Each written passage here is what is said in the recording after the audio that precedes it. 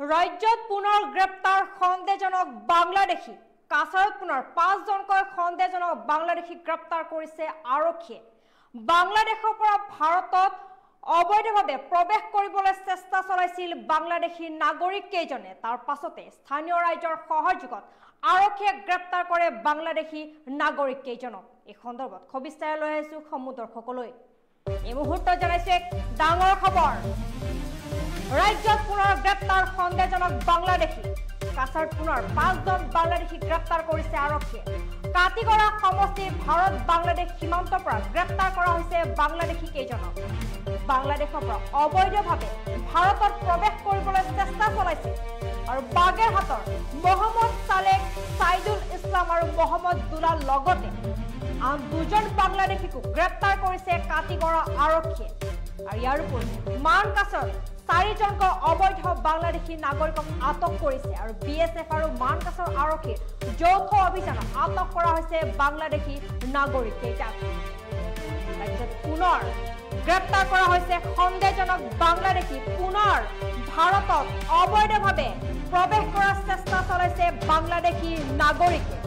এবাৰ পুনৰ কাছাৰত 5জনকৈ সন্দেহজনক বাংলাদেশী গ্ৰেপ্তাৰ কৰিছে আৰক্ষীয়ে কাটিগড়া সমষ্টিৰ ভাৰত বাংলাদেশ সীমান্তৰ পৰা গ্ৰেপ্তাৰ কৰিছে বাংলাদেশী কেইজনক বাংলাদেশৰ পৰা অবৈধভাৱে ভাৰতত প্ৰৱেশ কৰিবলৈ চেষ্টা চলাইছিল তাৰ সময়তে বাগেৰহাটৰ মোহাম্মদ সালেক সাইদুল ইছলাম আৰু মোহাম্মদ দুলাল নামৰ এই 3জনক গ্ৰেপ্তাৰ কৰিছে আৰক্ষীয়ে লগতে আন 2জন বাংলাদেশীকো গ্ৰেপ্তাৰ কৰিছে কাটিগড়া আৰক্ষীয়ে ইয়াৰ উপৰি মানকাছাৰত 4জনকৈ অবৈধ বাংলাদেশী নাগৰিকক আটক কৰিছে আৰক্ষীয়ে আৰু বিএছএফ মানকাছৰ আৰক্ষীৰ এক যৌথ অভিযানত আটক কৰা হৈছে বাংলাদেশী নাগৰিক কেইটাক যেহেতু অবৈধভাৱে ভাৰতত প্ৰৱেশ কৰা তথা অসমত বসবাস কৰা বাংলাদেশী পুছবেক কৰা হ'ব বুলি ঘোষণা কৰিছিল মুখ্যমন্ত্ৰী ডক্টৰ হিমন্ত বিশ্ব শৰ্মাই তাৰ পাছতে বহু লোকক ইতিমধ্যে পুছবেক কৰিছে আৰক্ষীয়ে কিন্তু তেনে সময়তে পুনৰ অসমত বাংলাদেশীৰ আগ্ৰাসন কিয়নো কাছাৰত পুনৰ 5জন বাংলাদেশী গ্ৰেপ্তাৰ কৰিবলৈ সক্ষম হ'ল আৰক্ষী কাটিগড়া সমষ্টিৰ ভাৰত বাংলাদেশ সীমান্তৰ পৰা গ্ৰেপ্তাৰ কৰা হৈছে বাংলাদেশী কেইজনক বাংলাদেশৰ পৰা অবৈধভাৱে ভাৰতত প্ৰৱেশ কৰিবলৈ চেষ্টা চলাইছিল আৰু জানিব পৰা অনুসৰি বাগেৰহাটৰ মোহাম্মদ সালেক সাইদুল ইছলাম আৰু মোহাম্মদ দুলাল লগতে আন 2জন বাংলাদেশীকো গ্ৰেপ্তাৰ কৰিছে কাটিগড়া আৰক্ষী ইয়াৰ উপৰি মানকাছৰত 4জনকৈ বাংলাদেশী নাগৰিকক আটক কৰিছে আৰক্ষী ভাৰত বাংলাদেশ সীমান্ত বহুবাৰ বাংলাদেশী নাগৰিকে অবৈধভাৱে ভাৰতত প্ৰৱেশ কৰিবলৈ চেষ্টা চলায় তেনে সময়তে ভাৰতত প্ৰৱেশ কৰা তথা অসমত অবৈধভাৱে বাংলাদেশী নাগৰিক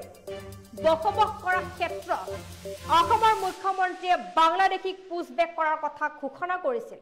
তাৰ পাছতে বহু লোকক ইতিমধ্যে বাংলাদেশলৈ পুছবেক কৰিছে অসম আৰক্ষী তথা বিএছএফৰ সহযোগত তেনে সময়ত পুনৰ এবাৰ কাছাৰত গ্ৰেপ্তাৰ কৰা হৈছে 5জনকৈ সন্দেহজনক বাংলাদেশী নাগৰিকক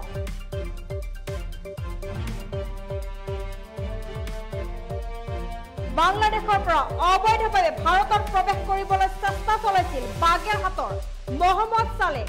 সাইদুল ইছলাম আৰু মোহাম্মদ দুলাল এই 3জন ব্যক্তিক গ্ৰেপ্তাৰ কৰিছে আৰক্ষীয়ে আৰু 3জন সন্দেহজনক বাংলাদেশী নাগৰিকৰ উপৰিও আন 2জন বাংলাদেশীকো তথা মানকাছৰ 4জনকৈ অবৈধ বাংলাদেশী নাগৰিকক আটক কৰিবলৈ সক্ষম হৈছে আৰক্ষীয়ে বিএছএফ আৰু মানকাছৰ আৰক্ষীৰ যৌথ অভিযানত আটক কৰা হৈছে মানকাছৰত পুনৰ 4জনকৈ বাংলাদেশী নাগৰিকক অবৈধভাৱে ভাৰতত প্ৰৱেশ কৰা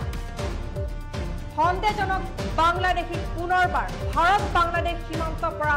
আৰক্ষীয়ে গ্ৰেপ্তাৰ কৰিবলৈ সক্ষম হৈছে কাছাৰত 5জনকৈ সন্দেহজনক বাংলাদেশী